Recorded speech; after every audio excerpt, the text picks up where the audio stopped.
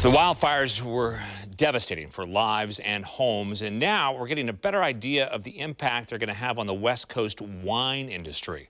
Fox 12's Deborah Gill reports.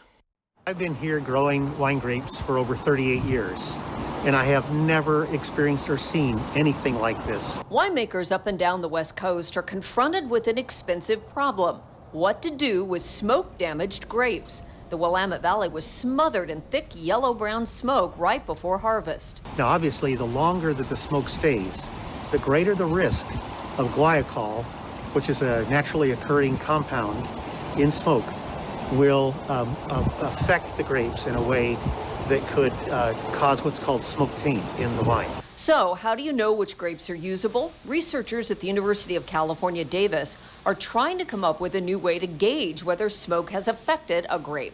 But they say it isn't easy because the compounds sink into the grape's skin. Your resulting wines can taste and smell overly ashy or smoky, and obviously that's not a character most people want in their wine.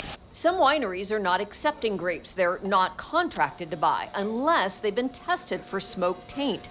And laboratories are backed up trying to analyze all the orders. I think these wildfires likely are going to be, without question, the single worst disaster the wine grape growing community has ever faced. So it's going to be a real struggle for many people to make it through this year. And there's a lot on the line for West Coast winemakers. They're an industry worth a combined $4.5 billion. Bottom line is we know some grapes are smoke damaged. What we don't want is to see good fruit rejected and not processed into wine, but because we lack the tools to understand it, detect it, that's what we're facing, is that we're going to see significant losses because good grapes are rejected. Deborah Gill, Fox 12 Oregon.